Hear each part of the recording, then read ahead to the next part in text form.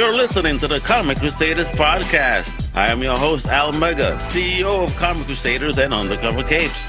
In this show, I'm sitting down with creators from all walks of life to talk about inspiration, process, the lessons they've learned, and a whole lot more.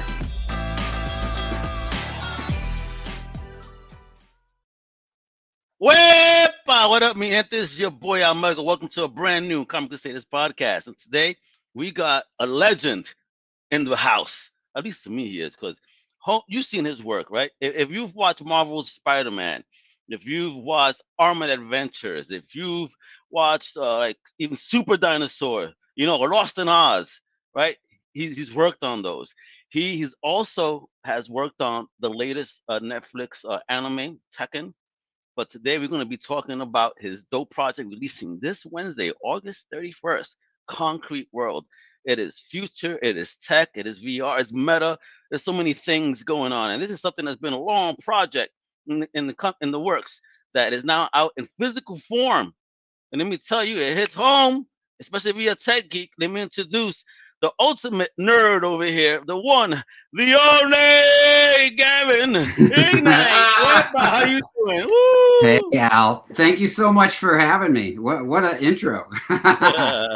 What's poppin', kiddo? How you doing today? I am doing good. It's you know, hot in LA, and I'm retreating in my office and hopefully talking some nerdy stuff. So don't worry, I'm boiling here in New York as well. Don't you worry. Us New Yorkers ain't being denied the heat, if you will. Yeah. I feel like I'm about to melt like the Wicked Witch of the Wild West. You know what I mean? Of the West. you get that humidity too, huh? We don't have that. Oh my God. I know. You're very lucky out there. I've been to San Diego. I was wearing a full suit in the middle of the summer for a Comic-Con when I went in 2019. And I'm like, I'm not even sweating, and it's beautiful. Yeah. Lucky guys. You lucky people. So, kiddo, thanks again for joining to talk about everything that you've done, but specifically this awesome project that was a webcomic first, from what I understand, and is now in print. Yeah. This Wednesday, coming to a local comic shop near you folks. You're going to want this book. Trust you me. Right there, yo, Concrete World. You're going to love it. I mean, I was just reading it prior to the interview, and let me tell you, I was hooked like a fish. I almost got upset that you came on soon. I'm like, oof. I had to keep reading. Then my job is done. I'll see you later. Go read. Yeah. No, I appreciate it, man. No, man, it's good stuff, man. I can't wait till we get into that. So, but before we do all that, Comic Crusaders loves a good origin story, right? Oh, yes. Tell us where you grew up at, where you from, and your first taste of pop culture fandom. And when I asked that question, it's who influenced it? Was it mama, daddy, titi, tío? You know, was it your self-discovery?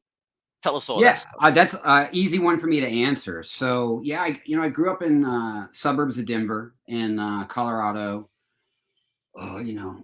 Perfect time for nerd culture to grow up, because, you know, like my first movies in the theater were things like Raiders of the Lost Ark and Empire Strikes Back. I always think back to those early, you know, Star Trek II, Wrath of Khan was like a summer vacation with grandfather and my brother. But yeah, my brother is 4 years older than me, and just lifelong, you know, fan of comics and animation. And so he was hugely responsible for exposing me to, you know, all this stuff. You know, I think, gosh, man, like anime, we were, because of him and his interest in pursuing these things, you know, I was exposed to anime at a really young age. Like, you know, we would have to get video cassettes from like anime clubs that, you know, someone would record, pass over into the United States. They would pass these tapes around. It'd be like, you know, like movies like Nausicaa or Lupin the Third was easily one of the first, you know, and you know, we watched stuff like Star Blazers and you know, Battle of the Planets when it was on US TV. But you know, it was like, you felt like a treasure hunter if you could get the stuff from Japan. You know, it wasn't even in English. You know, there was no subtitles. You just watched it because it was cool, and you tried to follow along. Preach, brother, preach. I did the same thing here in New York, going to Comic Cons and picking up those bootlegs, if you will. You know, Vampire Hunter D, you know, Fist of the North Star, Udosa Kodoji, Violence Jack, all that good stuff.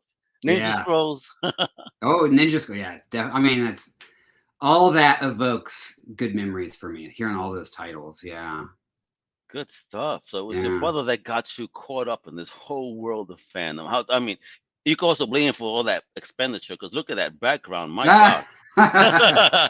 Woo! Yeah. I mean, where am I there? Yeah. It's a lifestyle for sure.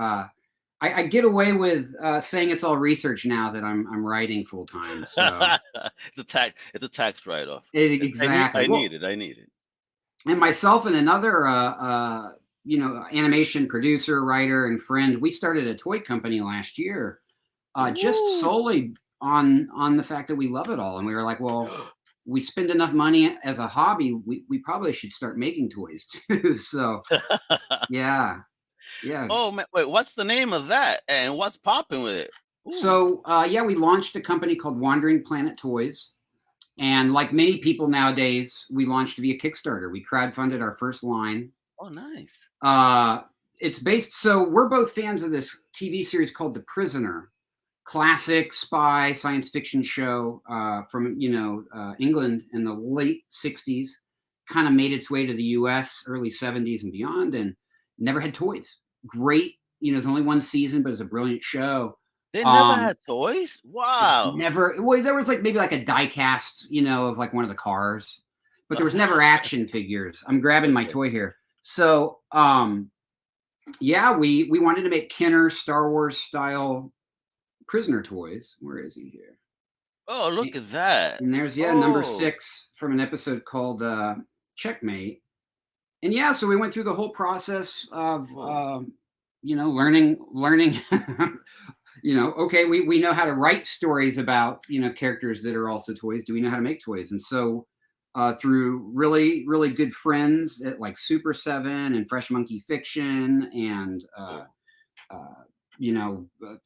Four Horsemen, we were able to fumble our way through making toys, and these figures are on a container in between China and the US right now, so they'll get into the backers' hands probably in about a month. And Are you able to track the boat, bro? I'm learning all of that as I go, and we've been terrified because you've heard all the news about containers like sitting off the coast, and but we think actually the last 3 months it's all kind of uncorked a little bit. Yeah, it's getting better. Yeah, but we really are, although really focused on making good toys and making everybody happy, we're really learning as we go. And like even a week ago, I didn't realize, oh yeah, I have to hire a freight forwarder. I didn't even heard those words. What the hell is a freight forwarder, right? Exactly. And now I know that's the person that gets your stuff from the factory to the boat, and then from the port funny. to wherever you're going to distribute it. So wow. live and learn. We're making toys, and in between when we're writing and stuff. But the life of an entrepreneur, bro. That's the life of an entrepreneur. I mean, we're gonna take bumps and we're gonna learn from those bumps, and the next time, we know.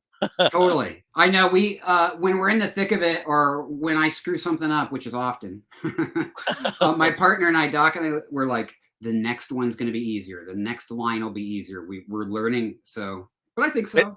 It sounds like when you have kids, right? After the first one, it's a breeze. I only have French bulldogs, so I won't even pretend to. Hey, dogs are kids too. Oh my God, they are for me. And awesome. The first Frenchie was harder than the second one. So you see, proving the point. So let me ask you then, growing up, what was that like? Did you have a tribe growing up that was into what you were into, or you were kind of the lone wolf?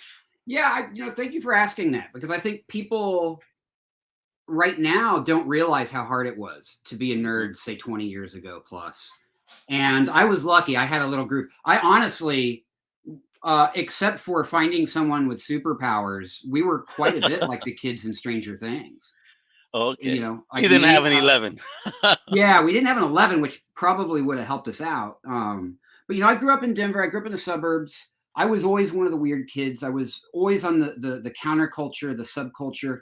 I did not fit in with mainstream middle America, whether it be because of my love of nerd stuff or because I was into the punk scene and skateboarding. And so we were at odds with everyone. my little group, uh, and so we had a really tight friendship because it was kind of like, the 4 or 5 of us against the world. Being a preteen, like a tween, as they say, The tween. or in high school. Let me tell you, back then it wasn't cool being a toy nerd. No, it wasn't. We secretly collected. It wasn't something, or like playing Dungeons and Dragons. That was not a badge of honor back then. It made you kind of a pariah, and it definitely put a target on your back for like people to pick on you. Well, absolutely. So, Some of them even would think that you were a satanic person. oh Out yeah, of that. oh yeah. Well, the You music would. I listened to, the makeup I wore, plus that type of stuff, forget about it. I was accused of every kind of drug addict, every kind of cultist or Satanist. But I I don't got mean out of to laugh. Colorado. I don't mean to Things like that. laugh at that, but I get it. I grew Yeah, up in yeah, that era, and it was the bullies would try to come out, but I was kind of bullyable. That good. you couldn't bully me because I was one. All right, you know what? I'll throw hands too with you. I don't care. Yeah, I may be a nerd, but better recognize this nerd ain't taking your crap. yeah. And that's usually what it takes, right? And people don't see that coming. And once they do, it's like, okay, that one I'm not messing with. I'll find an easier Yeah, target, right? he's not a weak nerd. Yeah, yeah. And there are many that are not, as I've learned in the last, couple Yeah, decades. exactly. Yeah, We just like what we like, leave us alone. Although now it's a whole different world where, people embrace their nerddom and it's celebrated yeah, again. But we open the path for you guys, all right? So you better yeah. recognize Well, that. and what a great time to be doing what we're doing now. You Oh, know, yes. I'm like half grouchy old guy who's like, you don't know how hard it was for me when and I'm also half, oh, thank goodness there's so many people who are reading comics and watching, animation and buying toys. Because I am trying to put those things out into the universe, and they would 100% not exist without people consuming them, right? So yeah, it's an interesting time. The internet really changed a lot, didn't it? Oh, yes, it did. I think that's what really opened the floodgates for nerds to celebrate who they were, and then Yeah, just became more mainstream. And then obviously the movies, Marvel kicking ass, and yeah, Independence kicking ass. So there we go. Definitely did something. And then the incorporation of the music. So it was a whole blend of a whole different fandoms blending into one. Because yeah, if I read some comic books, I gotta listen to some heavy metal. You feel me? Especially if it's a hard comic like this right. right here. Your concrete world, I would definitely listen to some hard rock, not metal, but some hard rock. I feel like this is a hard rock book that you need kind of music theme behind it. Dope book. Absolutely. And when you write it, I constantly music's very important to me. I have um I dive into different, almost like playlists for what I Ah, like when I was writing Ninja Turtles, I think I had Beastie Boys on my oh, stereo just looped because it just worked. It was like was there a that. song in particular that amped you up? Oh, well, yeah. I mean, there's um depending on what I'm writing, right? So I mean, of course, Sabotage by Beastie Boys is like Hmm. um huge amped up. Harder Than You Think by Public Enemy is like, if Mm. I'm low, which happens a lot, and I need to like claw my way back out of being depressed or getting my ass involved on a project, I could put on that Public Enemy song, and it just fucking brings me to life, man. You give me anything Public Enemy, and I'm typing away faster than you've ever seen a human type and get things done. Right? Yeah, I feel the same way. Yeah. I get And into the zone. Mhm. I was writing a period piece last year, kind of a HP Lovecraft, kind of a Cthulhu type. Oh, And for that, I was like, I went to Spotify and found like old, like big band, from oh, like the nice. 30s and 40s. And that was like my soundtrack for working on that, because I wanted to kind of transport myself to, like New Orleans, 19, the story So, was in the 20s. So I wanted to kind of go back. excellent. So you're Music talking works that about way. as you're talking about, being a creative. How did you even figure out that you wanted to get into this creative space? I think I'm lucky in that I just always wanted to. I'm unlucky in that I never had resources. I wish that, as a kid growing up in Colorado or when I first got to Hollywood, that I would have had better resources. What age was that when you got to Hollywood? Oh man, I was 19 going on 20. Oh, damn, you went there as a youngin', son. I got out of high school and in Colorado, there was, if you wanted to be a creative, there was nothing. There was nothing there for me. It was truly a desert. Yeah, other than starvation and people telling me I was going to fail, So I literally got on a plane with a duffel bag and ended up in Hollywood and just started fucking surviving. And did you not know anyone? You just jumped on a plane and bounced? I knew 2 people. Yeah. Okay. Wow. The guy I was going to move in with and this woman who I had met just randomly at a party about a year earlier, who put me to work as a casting assistant almost immediately. And that's how I survived. And that's how I started to get a taste for or understanding like the audition process and commercial, people producing commercials and casting. And I mean, it saved my life. Because so many people, they leave for the big city, right? And then they turn back around because they can't even like pay their rent. That early job helped me both pay the rent, and it also helped me expose me to the realities of what working in entertainment was. What type of party you were going to, kid? Are you meeting people like that? Yeah, it was eye-opening because I was in the lobby with all the like moms, like in their showbiz kids, and so you would know when people came in what it took to book a gig, and I think that translates to what it takes to getting a job interview, or the seeing the audition process and seeing people go into a room and work it confidently and not overdo it, right? Not bash everybody over the head with their personality. It was a great teacher for me as I tried to navigate, the creative world myself. So he's trying to tell me, folks, that Al Mega need to be calm in the next audition. Not too much Mega. Tone Al Mega down. No, I appreciate it, man. You get me worked up.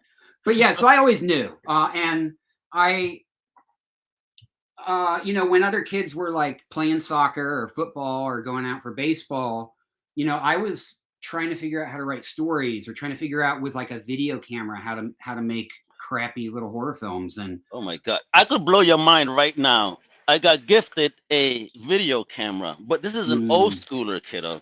I mean, old school. And if I could get it out of here, this trapped in this box. Oh, I've got to see it. Yeah, it's an old Kodak. Ooh.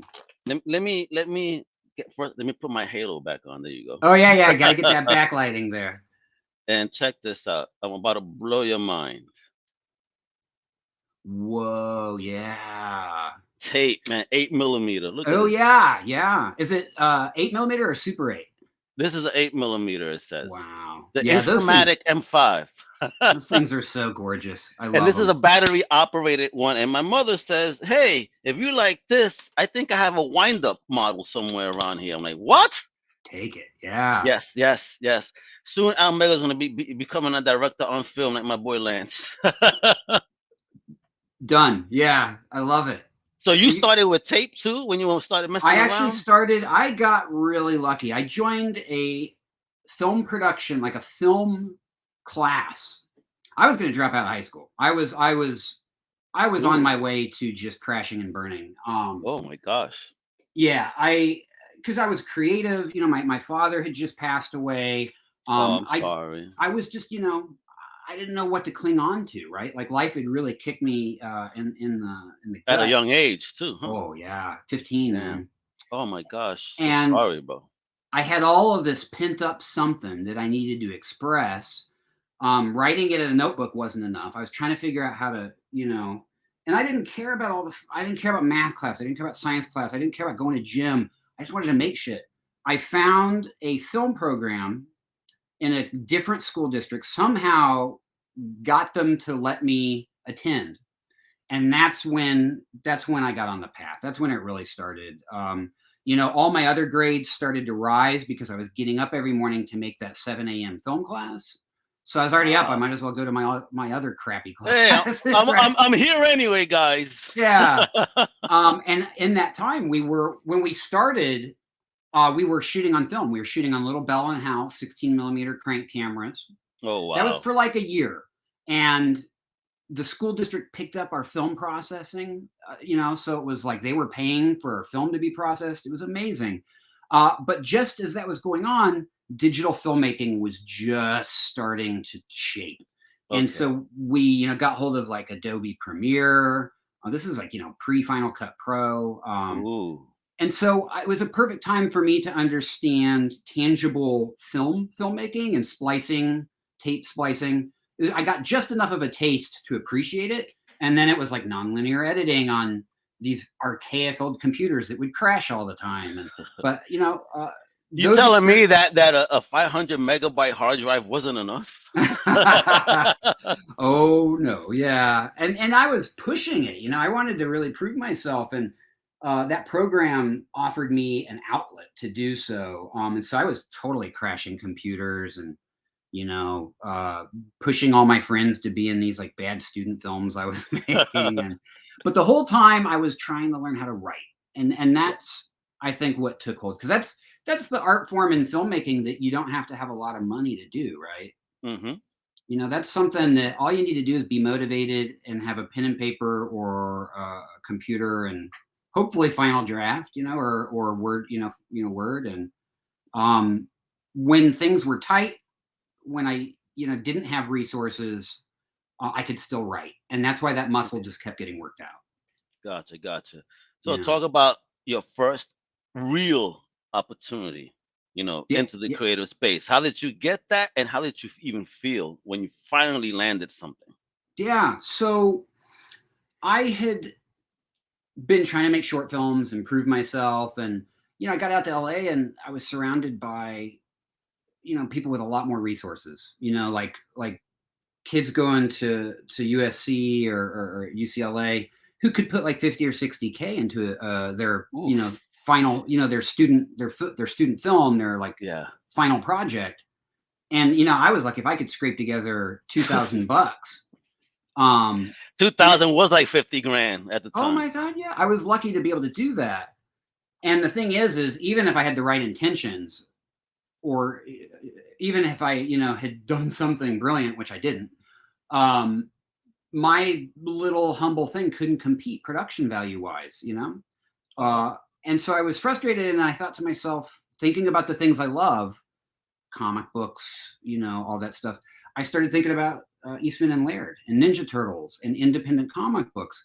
And the thought was, if I spend $2,000 on a comic book versus a short film, that comic book's going to look just as good as any other comic book on the shelf. Mm-hmm. Whereas, film wouldn't. So I started putting my motivation and energy into trying to make independent comics. And I was working on stuff. Nothing had gotten out. I hadn't made anything, I hadn't published anything, but I had work.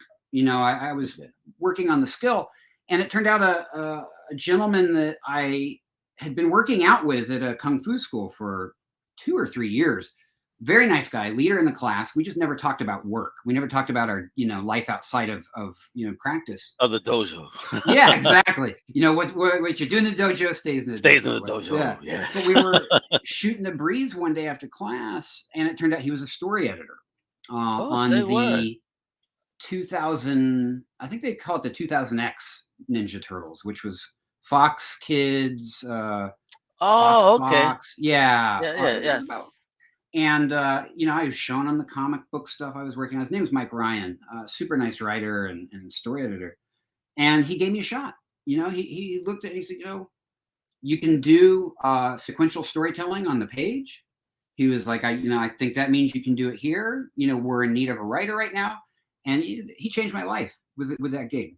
Wow. He opened the door, and, I'm sure there was some pretty heavy editing on his part for, my very first script, but it got me another one. He gave me another episode later. And then I was like, that's it. I'm an animation writer. I'm never going to have to do anything else again. So did you that learn that though? How was that process though, that learning curve? Well, I'd already been writing scripts of my own, whether they had been produced, published out there. So I knew the format, but Okay. the animation script's a little bit different. It's a little more descriptive. You're directing on paper more, as they say. So there was a learning curve, and I think he was gracious in his notes to point out how to word things, or where to pull back. And so yeah, I think I was built. He helped build me as a writer through how notes were handed back. Flash forward, it took me a while to get my next gig, and that was Iron Man Armored Adventures. It was probably a good Ooh, 4 or 5 years. what? Yeah. Really? And how did you even get that opportunity? Because that's Marvel, baby, and I've seen all these cartoons. Yeah. My wife would call me a big kid. Like, what's wrong with you? I'm like, I enjoy this. Leave me alone. She would I bully know. my nerddom. Hey, I know. I'm with you. But yeah, so I was doing my thing, and talking to other writers and making friends, and I'd been friends with this writer, Brandon Auman, who was just a rising star in his career, doing all kinds of awesome stuff, and he had already been doing some work for Marvel, and they put him in the position of head writer, which meant he now needed to find writers to do the show with him, and that's how I got brought in. And that's really truly where I think my creative career took off, was on with Iron Man, because we worked on 2 seasons. Brandon's one of the best writers I've ever met in real life and worked with. So working with him was a great influence on my story approach and how I work on paper. And he had also brought all these other great talented writers onto that show, like Oh, Eugene Sun and Doc Wyatt and Kevin Burke, all of which who I would end up working with later as their stars rose, and they worked on other, I worked on Eugene on an Avengers series for Marvel. I worked with Doc oof. and Yeah. The Kevin on assemble, the good stuff. the good stuff. Yeah. So yeah, I was lucky. Two people opened a door for me, right? Wow, And bro. and You've been blessed. I had been, and I had, as they say, what is it? Luck is opportunity meets preparedness, or something.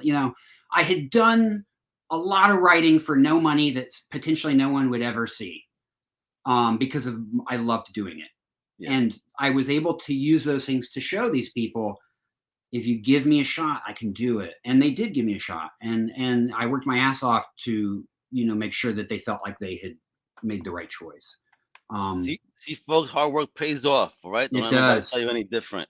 It does. I mean, honestly, everything that has come to me in my creative career that has put me on, working on stuff like Tekken now, or Star Wars a couple years ago, Ooh. it's all because of work I did on my nights and weekends. It's all that extracurricular hustle. So I always tell that to people. I'm like, you can't, like, if you're lucky and you have a day job that pertains to what you want to do, that's part of it. But, you have to fucking work. Yeah. Yes, you do. I gotta Yeah. ask, because you said you saw Star Wars as a kid in the theaters and whatnot. So how was it to be offered that Star Wars op? Being a fan on top of it. You know what I Uh, mean? uh, Almost tear-inducing. I Wow. couldn't believe it. When we were breaking stories on Star Wars Resistance, there were many, many times where myself and other writers on the show would look at each other and be like, we need to soak this in. We need to appreciate, one or two of the meetings we had at Skywalker Ranch, Say what, you went to Skywalker yeah, Ranch, to kiddo? break Woo! Star Wars story, to work, to sit in a room Whoa. together and come up. And so it was a dream, to being what I had grown up on, what I loved, what was important to me, to be not only Wow. crafting those stories, but doing it in that environment. So yeah, it was a pinch. I constantly had to pinch myself to be like, dude, because I'm pretty hard on myself, and this industry is not. It It's not is easy. often not pleasant, Mm. and we were very aware working on that show to let ourselves. We worked hard, but we were also like, take a Enjoy the moment to moment. soak this in, because we're Enjoy it. working for our idols, for the Wow. people that fed dreams into us as children. So yeah. It's And were cool, you a man. Tekken fan of the video game? Because that show is dope. I got to see the first episode. Woo! Fire. Let me tell you, I ain't messing with that mama. I like how she control her boy, son. I Oh, was like, whoa. Jun Kazama is arguably one of my favorite characters in the lore. So, um, yeah. So, as much as I love Star Wars and as much as I love like Transformers and the American properties that maybe seemed a little bit more, as a kid, none of that felt within reach, you know. Yeah. But one of the things that never ever seemed like it would happen in my life is working on anime, like legit anime from Japan, you know, Japanese property, really cool animation studio from Japan, the real thing. Ooh. And I had made a pilot, a web series pilot. We put it up on Funny or Die called Mystic Cosmic Patrol. And you wouldn't think that that would lead me on this journey to writing anime, but it did. Mystic Cosmic Patrol Wow. is basically like Power Rangers meets The Office. It's 15-minute comedy episodes, Super Sentai, Tokusatsu, really ridiculous stuff. And we made 4 episodes, 3 of which got completed, a 4th that we were not able to complete just because of money. Yeah. And they went up on Funny or Die and got a little bit of a life, you know. People liked them. Not enough for us to sell it through as a show, which was always kind of a disappointment to me. But in doing so, I worked with this amazing actor, Tim Joe. He's part of our cast, and he's gone on.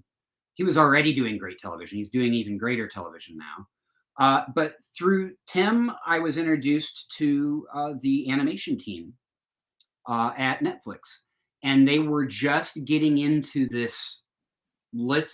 Castlevania had just been a home run for them. And they were, looking at other IPs and worked with FJ DeSanto and Rooster Teeth to put Tekken together as an anime. And I met with FJ, hit it off instantly.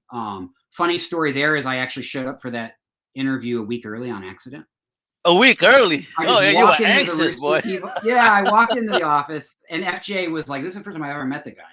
And he was like, it's great to meet you, but you're a week early, dude, and I'm in other meetings. You'll have to come back. And he's a New Yorker, so he sounds, pretty direct.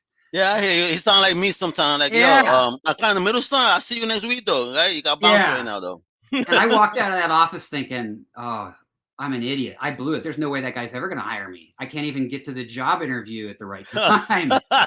Hey, listen, a week early is better than being 5 minutes late to me, That's bro. true. You know what I mean? He must have thought the same thing. So I met with FJ a week later and the team, Matt and Vince and Gary, and we just talked about stuff like Enter the Dragon and Shaw Brothers and, I talked Shaw Brothers? Come on, man. Oh, my God. 36 Chambers, you can't make a martial arts thing and not think about those, right? Absolutely. Or Master Killer and all of them. Come on now. Stop. Yeah. So we were speaking the same language, and that led to me writing the scripts and Dream Come True project. Because once again, working in anime, I never, and it took a long time for the show to be animated. It's been 3 years. So what? Wow. Yeah. So when it hit on Netflix a couple weeks ago, and I got on Twitter. I wanted to see what the fans. When I saw the fans were loving it, and I saw articles that were like, this is how video game adaptations to anime should be done. Oof. I was like, I think we did it. I think for all the hard work and the attention to detail, and especially the attention to the characters. Yes. I think it worked, and so really excited. It's a 6 episodes first season. I don't know if there'll be any more. I hope there will be, but it's a very satisfying 6 episodes. So. Folks, you better watch it. It's going to be fire. It's fire. It's fire. Trust me. That first episode, I can't wait to. Again, now I have to finish reading what we're going to talk about next in order for me to get back into that, because I got to finish this book. I cannot put down this darn book. Again, I got mad that he actually showed up. It's like, ooh, I want to finish. You got me hooked. The story really starts building up and building up. Like, okay, what's going to happen? Good stuff, bro. You are a master at your craft. So Talk Thank you. about this amazing book that is Concrete World that is dropping this Wednesday, folks. And look at this dope cover right here. Look Oh at that. yeah. Look at that. So that's Isn't that Sera on the sexy? cover, our one of our 3 lead characters. I'll hold up the book too. I got there's the physical book. Look at that. Oh, you see Mm. that? How shiny it is, folks. Look Oh at. yeah, Let's see. Let's see how thick it is. That's what she oh said, yeah. right? Well, that's one of the things I try to convey to people about, Ooh. because it was a web comic. Wow. So not to sound like a salesman, but there's a lot of bang for the buck because it's a 256 page read. Yes, it Um, is. you know, my first published comic book was called Motor City, and I worked with a young artist right out of high school named Jedela Lewis, who just natural raw talent. You know, you can't. She's just born with it. And Jetty and I worked on Motor City. She illustrated, and it was a black and white book. So she illustrated and you know, shaded the entire book. And then after that, because it's a black and white horror kind of, you know, rockabilly monster thing, we wanted to do something different. And I had years and years earlier come up with the idea for Concrete World and tried to write it as a film and tried to write it as a TV pilot. And I was like, well, let's explore it as a comic. That's when it all kind of clicked. And so for about 3 years, Jetty and I would put out 6 pages a month. That was our bandwidth. And, you know, she would pencil, ink, color, all of those things. And then I would letter it. And my brother came on board and built a website for us to house these pages. So when we were writing it, and when you go back, you'll notice we were in this zone where I really needed to make cliffhangers and character moments every 6 pages. And so I think once combined, it makes for a very fast read because it's always moving. You know, there's not a lot of idle, you know, time in it. But we did this. I mean, this is before Comixology existed. It was like, I keep telling people, it was like the Wild West in web comics. It was like you just kind of would do what you could and hope people would find it. We had found our readership through what's that thing called, MailChimp, the mailing list. Oh my God, MailChimp. So we created a mailing list. Sign up here, and you know, once a month we'll send you the link for the next 6 pages. And that's how we very slowly built up our readership of the webcomic. But we both kind of burned out. Jetty was doing because we weren't making any money. You know, that wasn't monetized. So this was on top of whatever we were doing to pay the bills. So Jetty went on to do other stuff that, you know, probably paid a lot more. But that's when I started working with James Emmett. And the funny thing about working with James on the latter chapters is James is out there with you in New York. I was in LA. We'd never even met. We finished the book and had never even met in the real world, which I thought was always kind of fun for a sci-fi piece, you know. But after our work was finished, and James would pencil and ink, and then Joe Mack, who I don't know if you remember the Tokyo Pop. Yeah, of course, Tokyo Pop. I worked there for a good year or two in another life. And Joe Mack was an artist there, and he came on and was our colorist.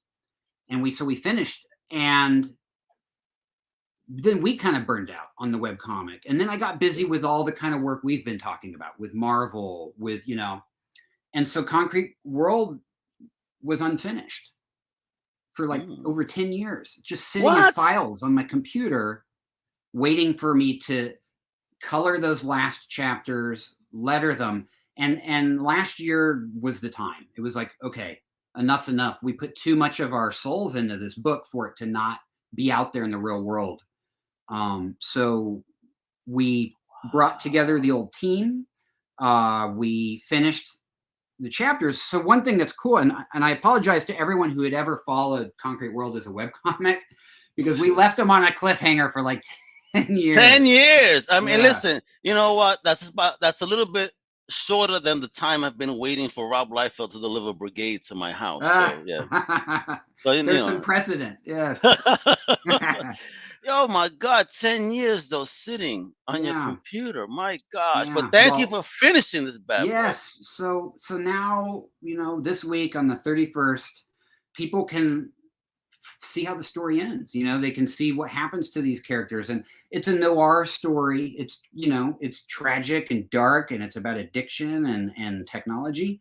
So Can I ask as you something they're though? yeah. You touched on something here that only came out, just a couple of years ago. You're telling me that sat there for 10 years, and you were already touching on it even prior. I mean, with like that meta, type feel that I'm gonna call you Gavin Stradamus. Please do. I'm gonna grow out a big beard. It's gonna be cool. It is interesting in that because I love cyberpunk. I love Hmm. stuff like William Gibson. Of course, I loved Blade Runner. I I was actually even really influenced by like the classic Max Headroom TV show. Like Oh the my whole God, Max Headroom. the whole He season said, it was on, right? "You are dating yourself." Yeah, but I love that type of storytelling and that type of are be afraid of the technology you create because it could come back to haunt you, or there'll be repercussions you don't. That's always a theme in things I enjoy and also in things I try to create. Yeah. And uh there are things in the book that have basically come true since we wrote it, which is pretty crazy. I'm always reading magazines like Popular Science and Popular Mechanics, and I'm always looking at what could be coming and speculating off of that. But yeah, it's uncanny that work that we did, say in like 2012, or notes that I'd written of myself in like 98, Wow. here we are. You And invented a smartwatch, bro. They need to give you credit. well, I probably got that from Dick Tracy, because man, have I wanted a video watch ever since. But yeah, no, it's true. But Like the way you used it though in the exactly. book, that's Yeah. that's the key there. Dick Tracy had, yeah, the awesome, but it's the things that you were doing with it. I'm like, Yeah. yo. So now you're telling me how old it is, and my brain is on fire right now. Like, what? You really thinking way ahead. It's crazy. The one that gets me is there's a scene in the book where they end up in a riot, and the police using Mm. crowd control are hitting the crowd, the unruly crowd, with strobe cannons and giving them seizures and putting everybody down on the ground. That's some fucked up stuff. It is, right? And that's the kind of stuff they're going to do to us. And then what? Maybe like 5 years ago, I saw that a sound cannon was created for the same purpose. It's a cannon that in the book, we're attacking people with light. Yeah. But this device that is real attacks people with sound. And you can target it. You can shoot it like a laser beam.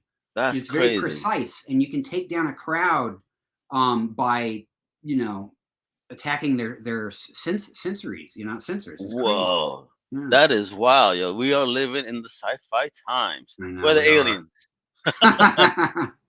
When are they coming? I Is know that we who they're could trying to use protect them. us against? I That is know. crazy. I am one of those people that I'm like, we're doing such a bad job ourselves with the planet and with each other. I mean, maybe we need alien contact at this point to I get us in gear. I have said this that to my parents and to my friends. If aliens were to ever come, that would be the first time in human history that we will not care about color or anything. Like, we're humans, we got to go against. All of a sudden, now we're all brothers and sisters. All of a Totally. sudden, Right? it's gonna make me think. Oh, depends who comes up to me now. Like, I don't know. I remember you being an asshole to me. Totally. I know. Yeah. All I of a want to sudden, help we'll you now. finally be all together. Yeah. Listen, I like you. I hope it happens that way. Because again, everybody wants to say it's doom and gloom. What if they come in peace? Yeah. Well, we'll still be so scared. We'll probably stick together. Of course, we'll be scared and attack them anyway. I know, right? Start a universal war. I know.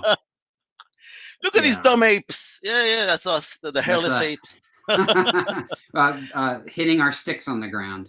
Right, shit, it's gonna happen. Yeah. It's gonna happen, folks. I'm really digging it. So this book drops the 31st. I want to know. All right, so for you to complete it, how long was that process? Because again, sitting on your computer for 10 years. Yeah. And then you decided, like, all right, it's gonna happen. So how long did that process take for you to finish up the last chapters and then put this baby together? Yeah, so the construction of the last 4 chapters, we worked. We also, let me get out my credits here.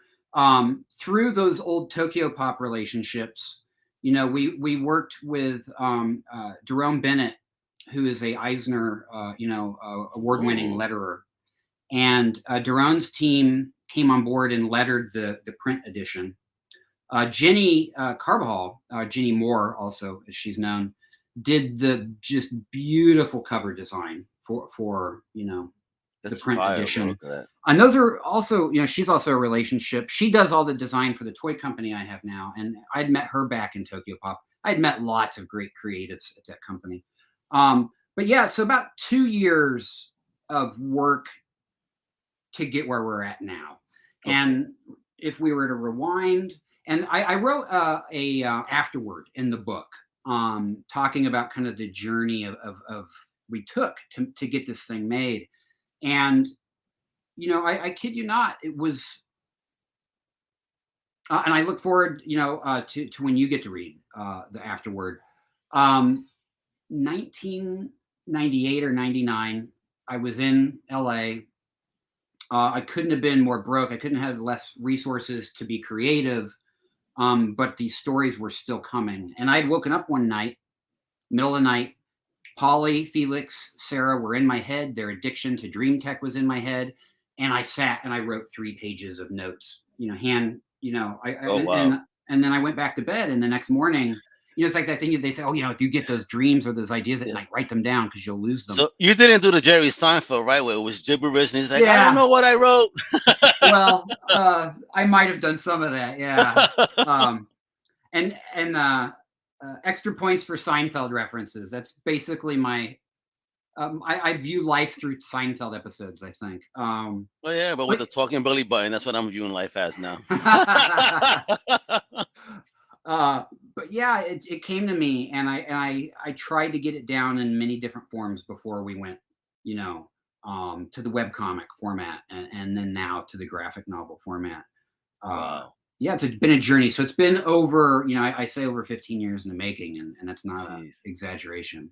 I need to know, how did you feel when you got that same book that you've been showing us in your hands and have something now physical as opposed to digital in your hand? How was that feeling like? It felt great. It felt they arrived a few months ago, the advanced copies, and I'm a book guy.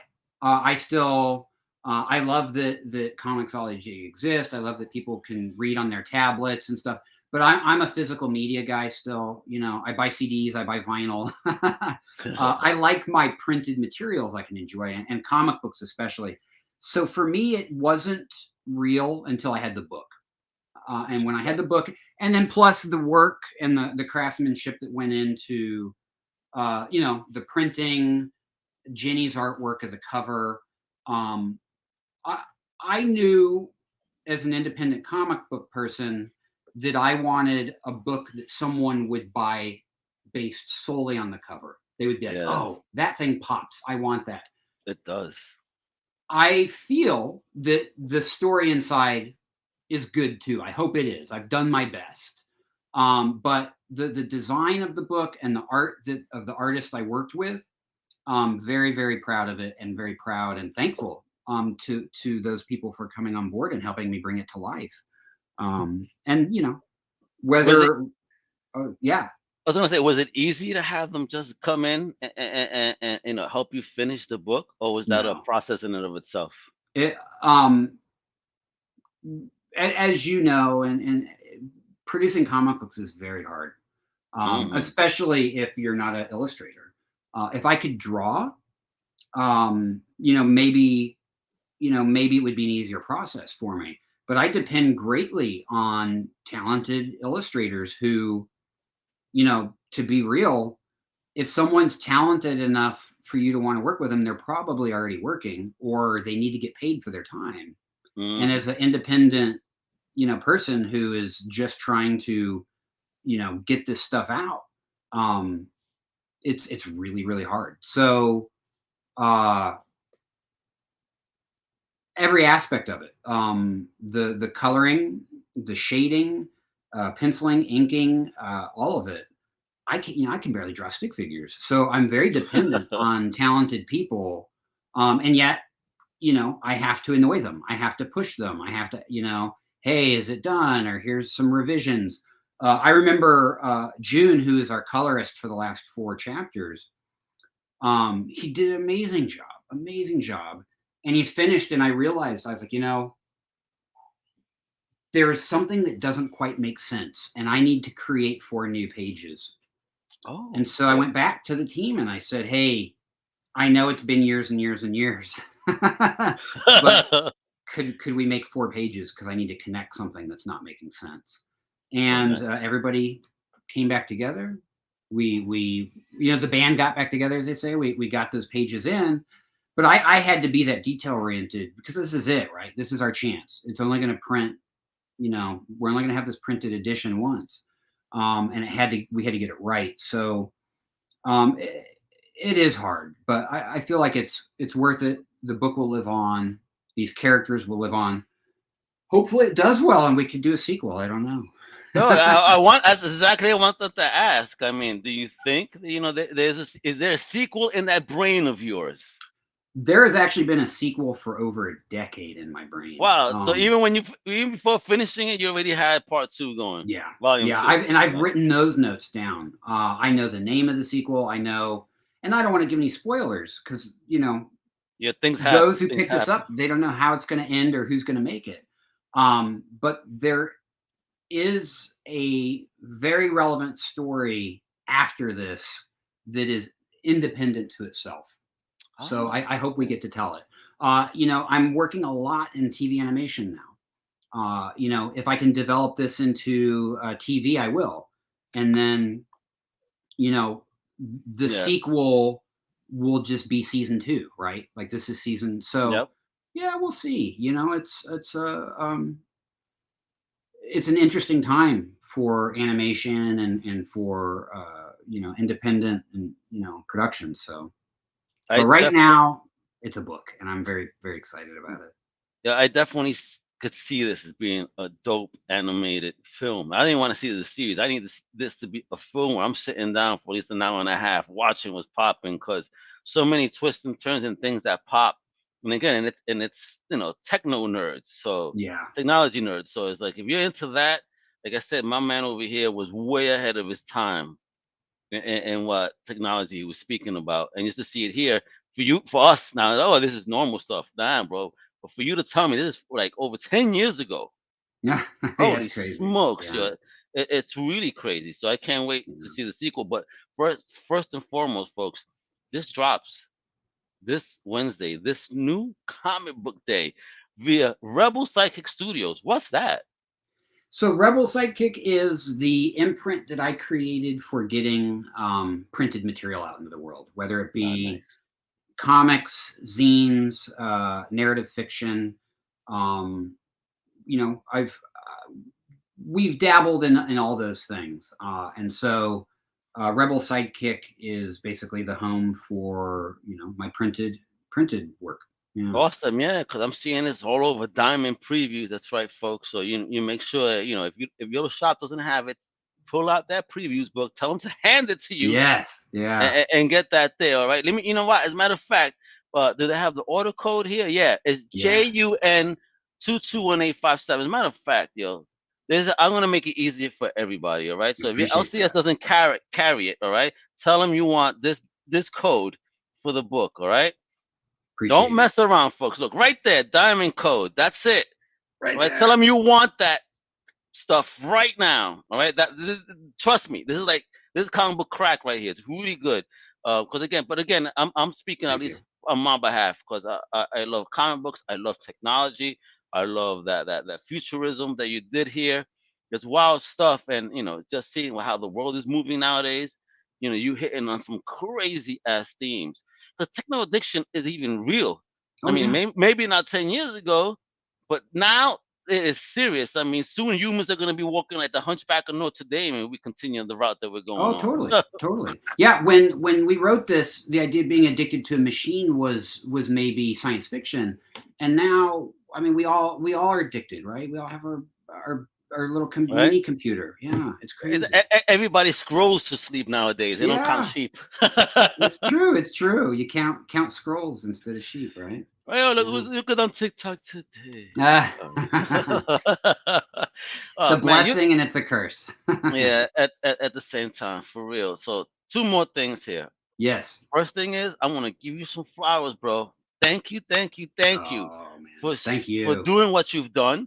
Cause, dude, everything you've done, I have like basically watched. So thank you for entertaining me and the millions of fans across the world with I your talent.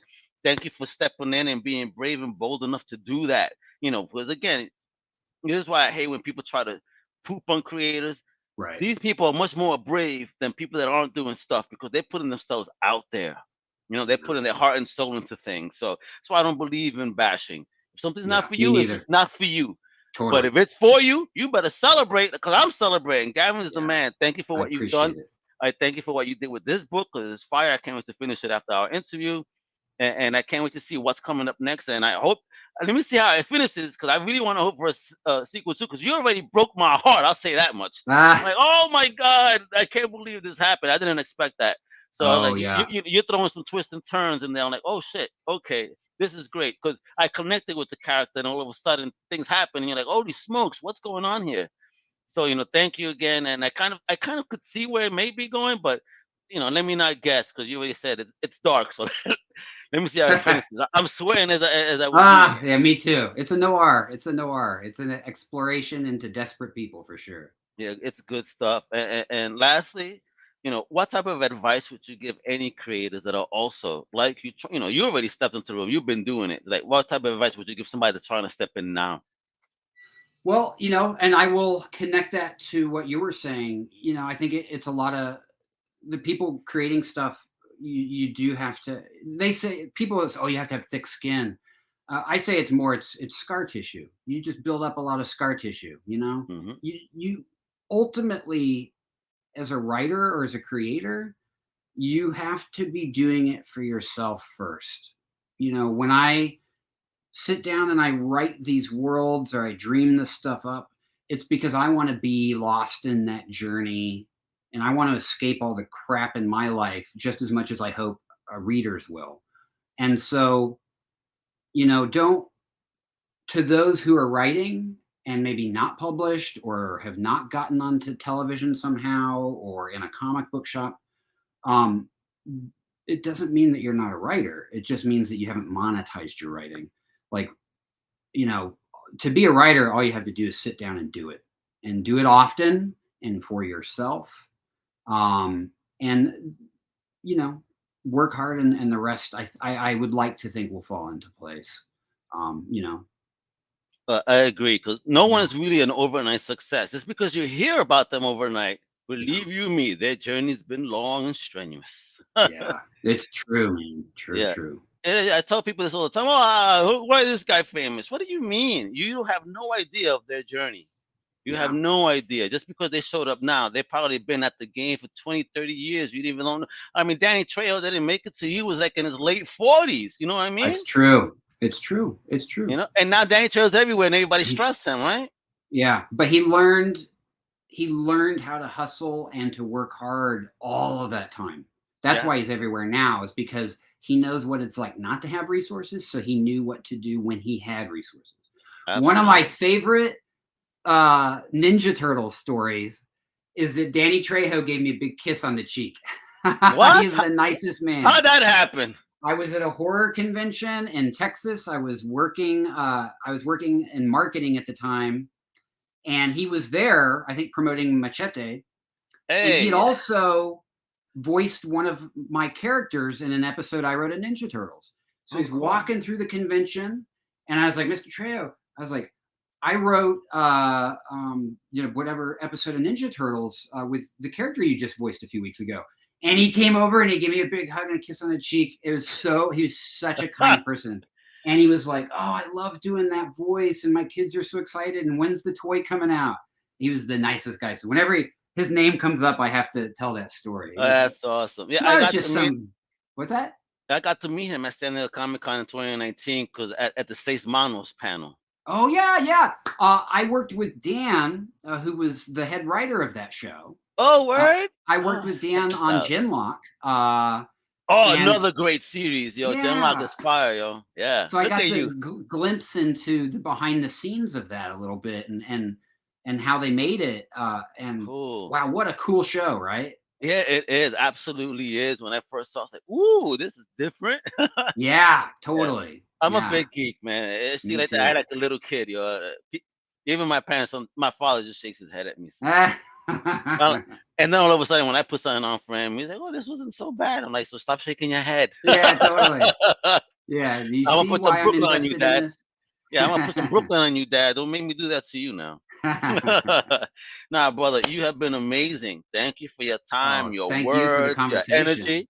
Now you rock. This is what I need all my viewers and listeners to do. I need you to go visit his website, Gavin Hignight. Everything's gonna be on the links below, so you could click away. All right.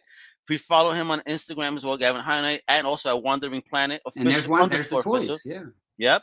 And my Instagram's the best thing to follow because it's the most nerdy. I take a lot of toy photos. I have a lot of fun on there. So I always tell people if you're not bored of me already, then that's the place to go to. Epa, there you go. You better follow the home. You're gonna love it. And then of course, Concrete World is in shops this week. And if by chance your LCS does not carry it, shame on them if they don't. Tell them to pull out that diamond book previews and you go ahead. That's the diamond code right there. And I hadn't added that before. I'm gonna add that after the show. I appreciate it. People can know. Nah, bro, I love the book. Real talk. It's fun. It's different. It's great. And like I said, now having this conversation, I appreciate it even more with the fact that you were so far ahead. So, what are this week's lottery numbers? Can you help me there? What's that? What are this week's lottery numbers for Friday? Boy, if I knew that, there'd be a sequel to Concrete World getting made right now. Awesome. Folks, you know what to do. Please follow everything like the scroll says, Comic Crusaders on comiccrusaders.com. Same name all over the Twitter, Facebook, and Instagram. If you're on YouTube, it's Comic Crusaders World. Visit my extended family over at undercovercapes.com for the latest and greatest podcasts. We have K-pop coming out this week. Ooh. We got some TDC, Definitive Crusade, talking all about DC Comics, and possibly a couple of outside the panels. Let's see what Johnny the Machine Hughes is up to. All right. With that, thank you again, folks. Much love. Hasta la próxima. All right, mi gente. You guys rock. God bless. Later. Bye, everyone. Thank you for listening to the Comic Crusaders podcast. If you like the content, please subscribe and turn on notifications. Also, please visit comiccrusaders.com and our extended podcast family over at undercovercapes.com. And also make sure to download the Comic Crusaders app on the Google Play Store today.